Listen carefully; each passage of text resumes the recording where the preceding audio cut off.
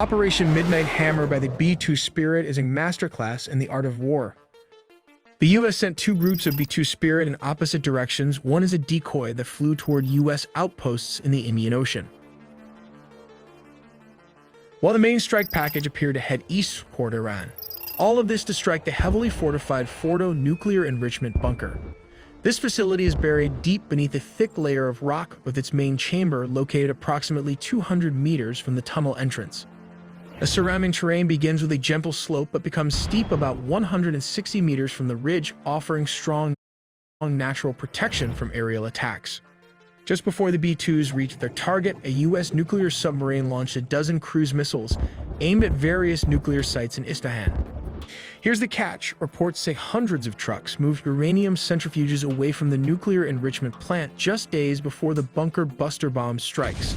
We'll also look at the B-2 Spirit secret stealth technology, more details all in the video ahead. The U.S. B-2 Spirit bombers strike on Iran's nuclear facilities, codenamed Operation Midnight Hammer. In the early hours of June 21, 2025, a large formation of B-2 bombers lifted off from Whiteman Air Force Base in Missouri under tight secrecy. Baue Wohlstand auf mit 2,4% Zinsen auf deine nicht investierten Euros. Jetzt mit Trading 2. What followed was a complex play of deception amongst the art of war. Immediately after takeoff, the strike package split into two separate groups. One group, serving as a decoy, flew westward over the Pacific, heading toward well-known U.S. outposts like Anderson Air Force Base in Guam or possibly Diego Garcia in the Indian Ocean. Meanwhile, the main attack group, consisting of 7 B-2 bombers armed with massive ordnance penetrator MOP bunker-busting bombs, flew eastward toward Iran. This move was designed to confuse the global flight trackers, news outlets, and even Iranian intelligence, drawing attention away from the real strike. Their mission: to strike Iran's most fortified nuclear sites at Fordow, Natanz, and Isfahan. The main force embarked on a grueling 18-hour mission, part of a nearly 37-hour round-trip journey spanning thousands of miles. To keep them airborne, the operation relied on a series of precisely timed mid-air refueling by KC-135 Stratotankers. These refueling missions, conducted in international airspace, were critical to the success of the operation. Just a small comparison, this aircraft fuel reserve can fill up 2,000 SUV truck. All this considering it can carry 20,000 gallons or 75,000 liters of fuel. Moving further back, there is another section of the fuel tank. These fuel tanks were specifically designed to penetrate deep into Russian territory, about 6,900 miles, which is around 11,000 kilometers. Furthermore, it can travel double that distance deep into enemy lines while avoiding radar detection, thanks to this rotary air refueling system that extends all the way out, as shown here. This maximizes its range to 12,000 miles with the Boeing KC-135 Stratotanker and allows it to remain airborne for 44 hours. That is almost 2 days in the air, which is a remarkable engineering feat. The bombers cross into the Middle East via routes over Lebanon, Syria, and Iraq, though it remains unclear whether these nations have been notified. As the B-2s approached Iranian airspace, the mission entered its most critical phase. U.S. forces unleashed a range of electronic warfare tactics and decoys. Fast-moving aircraft and jamming systems were deployed ahead of the bombers, designed to confuse and blind Iranian radar and missile defenses.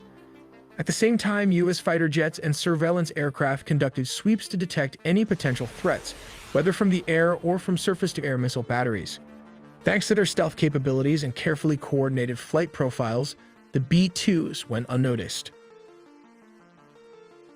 This is the Fordow nuclear facility, one of the most heavily fortified and deeply buried sites in Iran's nuclear program. But what exactly makes it so difficult to destroy? Fordow is protected by a complex network of defenses, including 6 tunnel entrances leading into its underground uranium enrichment facility. The most critical parts of the site, specifically the enrichment infrastructure, are buried deep inside a tunnel approximately 200 meters long, carved directly into the side of a mountain. The main enrichment chamber is believed to sit directly beneath the mountain ridgeline, hidden under a massive layer of rock.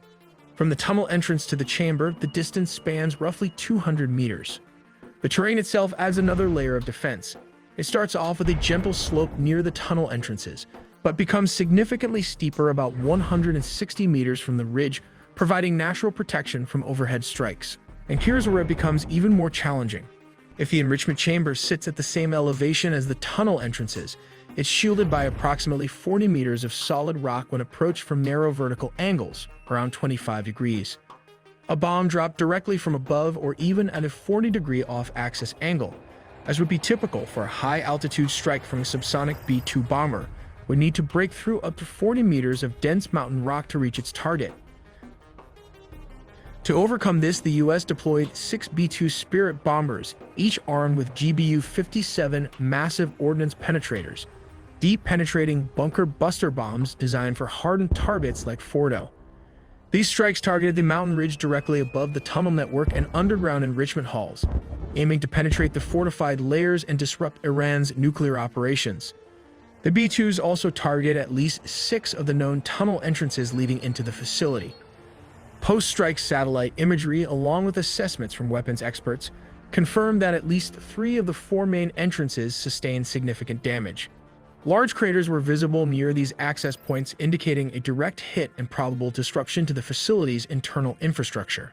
Roughly an hour before the B-2s crossed into Iranian airspace, a U.S. Navy submarine launched over 30 cruise missiles targeting the Isfahan nuclear site. A simultaneous attack from sea and air created chaos and stretched Iranian defenses thin, adding another layer of confusion to an already overwhelming assault. At around 6:40 p.m. Eastern Time, 2:10 a.m. in Iran, the lead B-2 bomber released 2 massive ordnance penetrators over the Fordow nuclear facility. Over the next 25 minutes, 14 MOP bombs were dropped across Fordow and Natanz, tearing into the reinforced underground complexes. Almost simultaneously, the cruise missiles struck Isfahan with devastating precision. With their mission complete, the B-2s turned back and exited Iranian airspace just as silently as they had arrived. Let's look at how the B-2 Spirit avoid radar. Unlike normal planes that use rudders and elevators to steer, the B-2 has no vertical stabilizers. This is because any vertical structure would reflect radar waves, which is why they had to design it without vertical stabilizer or rudder at the rear. Instead, they used this technique of split drag rudders to provide directional stability and control in a flying wing aircraft. But there is a catch. As opposed to conventional rudders, the control efficiency of split drag rudders is typically low for small deflection angles. That is why the B-2 Spirit turns very slowly compared to other military planes. Each split rudder consists of 2 separate panels that swing out vertically in opposite directions. When the left split rudder opens, it produces drag and causes the B-2 Spirit to yaw to the left in the direction of the open split rudder. The same effect occurs with the opposing right side split rudder. This is what happens inside the cockpit. When the pilot pushes the left rudder pedal, the left split rudder opens, causing the aircraft to yaw to the left. Similarly, when the pilot pushes the right rudder pedal, the right split rudder opens, causing the aircraft to yaw to the right. The B-2 Spirit composite can be divided into several parts. Here, we find that all the edges are made of fiberglass epoxy to reflect radar, while the largest part of the wing is primarily made of graphite epoxy. Interestingly, the crew station assembly is made up of aluminum. At the base, since these areas have to withstand a lot of heat from the engine, they are made of titanium, a super strong, expensive material. Finally, we have fiberglass polyamide, a stealthy material able to withstand heat. This is what it looks like with all the labeling and segments assigned to it to give you a better picture. Let's take a look at the $1 billion radar paint technology, which is still classified, but here's what we know from aviation experts. It involves the use of radar-absorbing material, also called RAM. RAM is a polymer-based material applied to the surface of stealth military aircraft, like the F-22 Raptor and F-35 Lightning II.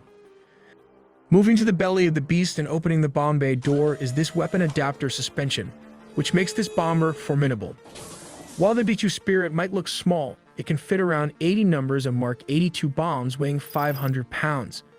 Yes, all these 80 weapons can fit inside this weapon adapter, totaling around 40,000 pounds, which is approximately 18,000 kilograms of free-fall gravity weapon system. Depending on the mission, the B-2 Spirit can switch to this rotary weapon system, enabling it to carry around 16 numbers of AGM-158 missiles, which can cost around $1.5 million each. When ready, the B-2 Spirit can drop this weapon payload discreetly. The AGM missiles unfold their wings to fly towards the target, traveling up to 230 miles, which is around 370 kilometers. Let's take a look at how this works. Step 1. The bomb deployment platform. As previously mentioned, a B-2 stealth bomber flies at a very high altitude. When the aircraft reaches the designated location and the conditions are optimal, it can release this specialized MOAB weapon system. The bomb is designed for precision, and the deployment height plays a crucial role in its trajectory and effectiveness. Then step 2 comes the targeting precision. The bomb is outfitted with advanced guidance technology, including GPS and inertial navigation systems, which are military-grade satellites. Then comes step 3, that is adjusting the trajectory. The guidance information and data is then transmitted to the bomb's 4-lattice motors fins located at the rear. These fins can move and adjust in real time, allowing the bomb to correct its course as it descends under the force of gravity. These adjustments are essential because the weapon does not have thrusters to change its trajectory. Instead, it relies on the movement of these fins and the high-altitude drop to control its flight path. This is why the bomb must be deployed from a very high altitude so it has enough time and distance to adjust its trajectory accurately. Here comes the most difficult part, that is step 4, impact and penetration. The bomb, known as the Massive Ordnance Penetrator, weighs approximately 30,000 pounds, which is around 14,000 kilograms. When it reaches its target, it strikes with immense force, designed to penetrate deep into hardened structures, such as bunkers. The energy upon impact allows the bomb to bury itself over 200 feet into reinforced concrete, ensuring it delivers its payload precisely where it is intended for maximum effect. We make original videos from scratch, so please do subscribe and hit the notification bell for more videos.